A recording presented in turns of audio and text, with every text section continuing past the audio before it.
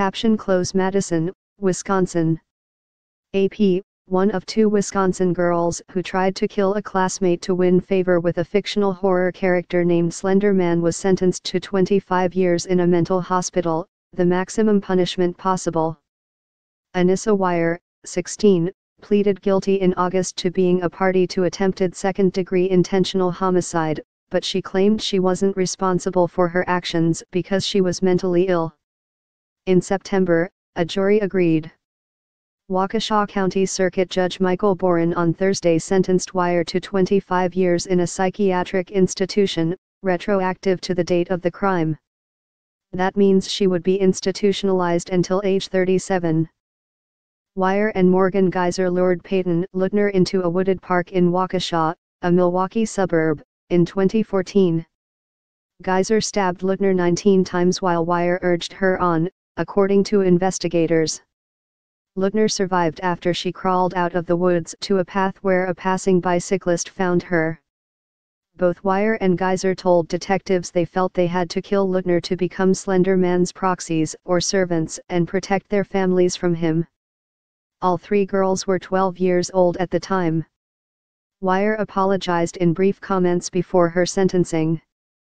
"I do hold myself accountable for this and that I will do whatever I have to do to make sure I don't get any sort of delusion or whatever again," Wire told the judge, as she sat next to her attorney.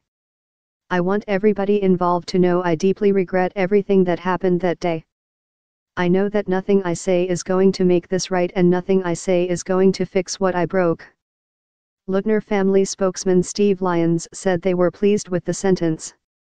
"They believe that justice was served," Lyons said. "The sentence today allows for some additional closure for Peyton and her family, and it also keeps both Peyton, her family, and the community safe." Lutner's mother, Stacy Lutner, sent the judge a letter this week in which she wrote that the trauma of the attack has defined our lives and that her daughter still fears for her life. For months, Peyton slept with scissors under her pillow for protection, and she still keeps her bedroom windows closed and locked.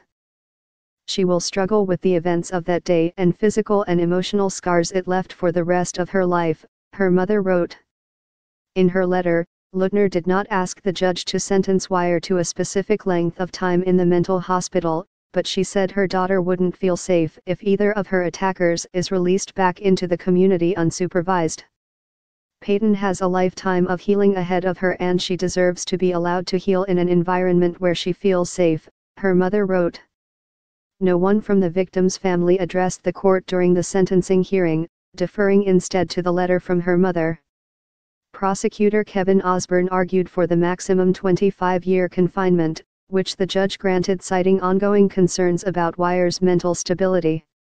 Considering the nature and gravity of this offense, being supervised until the age of 37 is not all that long. In terms of the fact that Peyton is looking at a lifetime of scars, physical scars and psychological scarring, Osborne said,